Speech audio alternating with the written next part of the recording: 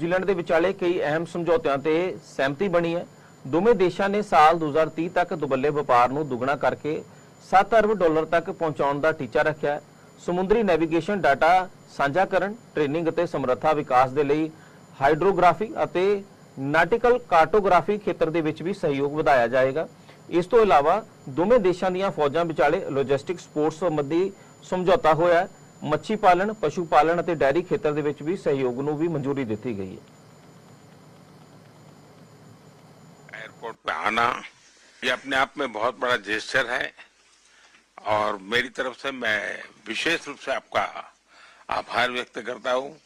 और आपके मंत्री से पूरा समय मेरे साथ रहे रात को, मेरे लिए खुशी की बात है कि 40 साल के बाद भारत के प्रधानमंत्री का न्यूजीलैंड आना हुआ है और आपने एक प्रकार से आपकी आर्थिक राजधानी में कार्यक्रम बना करके भारत और न्यूजीलैंड के संबंधों को एक नई ताकत देने का एक अवसर पैदा किया है और इसके लिए मैं आपका बहुत बहुत आभारी हूं।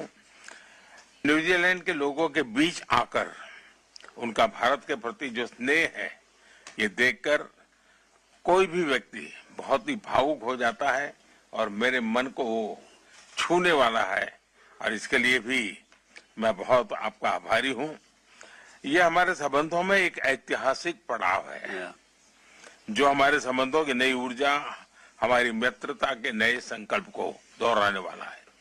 आप जब भारत आए थे और एफटीए के शुरुआत हुई और इतने कम समय में पूरा न्यूजीलैंड एक साथ होकर के एफटीए को जमीन पे उतारना, इतने कम शायद ये दुनिया में पहली बार इतने कम समय में ये सफलता हुई होगी और इसके लिए मैं आपके नेतृत्व को, आपकी सरकार को, आपकी टीम को हृदय से बहुत बहुत आभार व्यक्त करता हूं। पिछले वर्ष आप होली के समय भारत आए थे। आपकी यात्रा ने हमारे संबंधों में भी नए रंग भर दिए थे क्योंकि होली के रंग की अपनी एक अहमियत होती है और उसका हमें अनुभव हुआ।